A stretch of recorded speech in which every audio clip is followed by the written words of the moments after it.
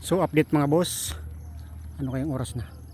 4:22 ng hapon mga boss, January 1, 2025. So sa wakas dumating din tayo sa campsite. Semi, ano bang tawag dito? Hindi naman ito as in campsite, pero pwede daw mag-camping. Ang may-ari nito ay, ang caretaker dito ay barangay official, barangay Kagawad.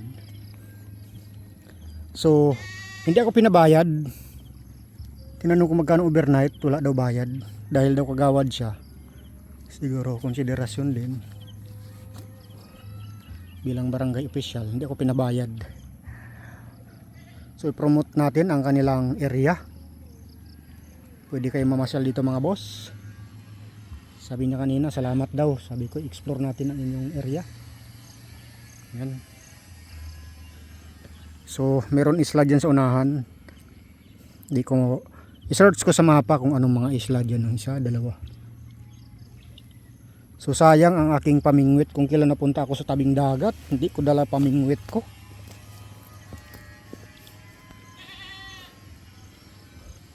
Sayang talaga.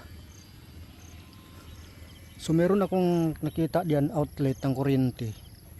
Maki-charge ako, pwede siguro maki-charge.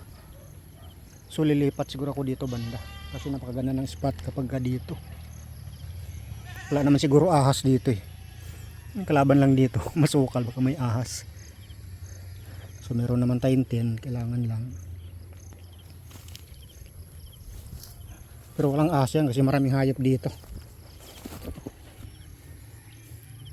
Maraming kambing.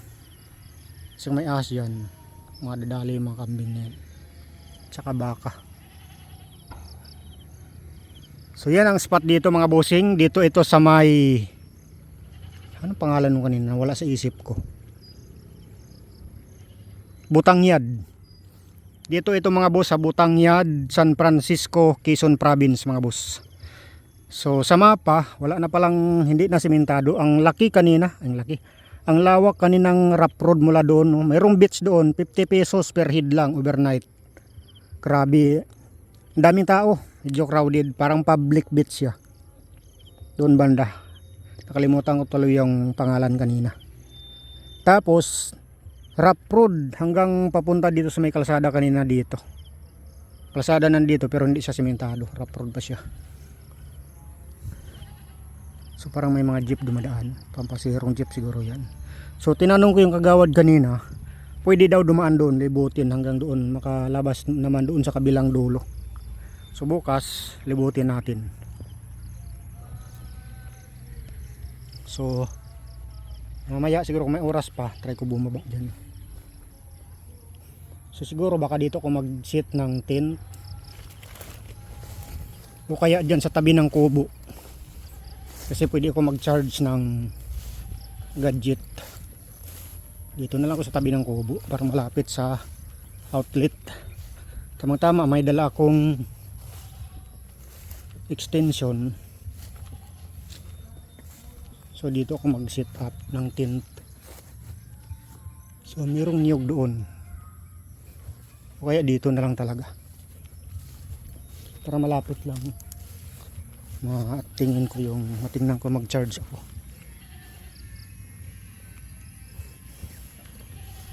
Siguro dito na lang ako mag-spot.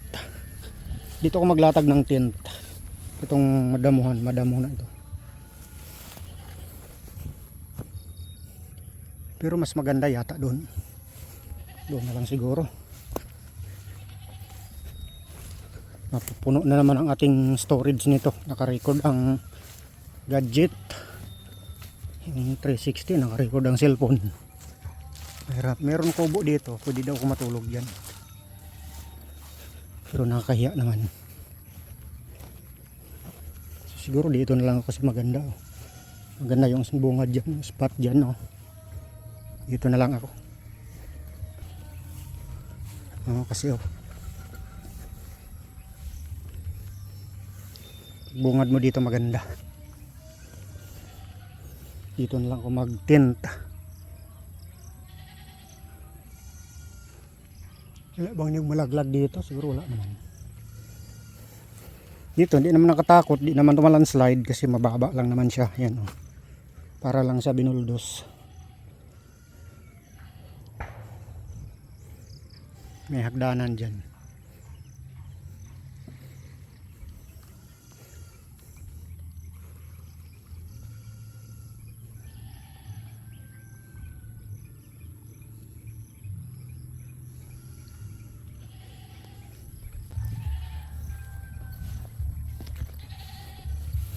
So lalabas ako mamaya, bibili ako ng mantika. So ito ang ating motor mga boss. Yan ang spot natin. Oh.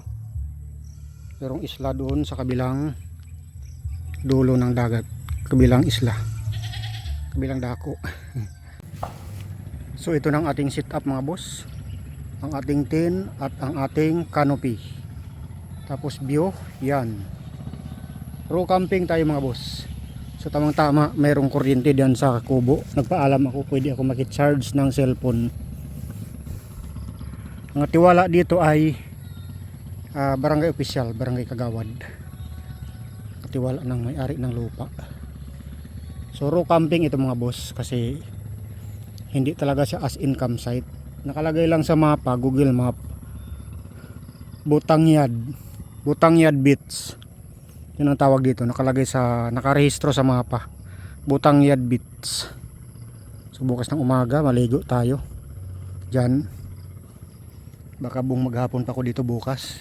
Tingnan ko na lang. Uno ngayon, bukas ados.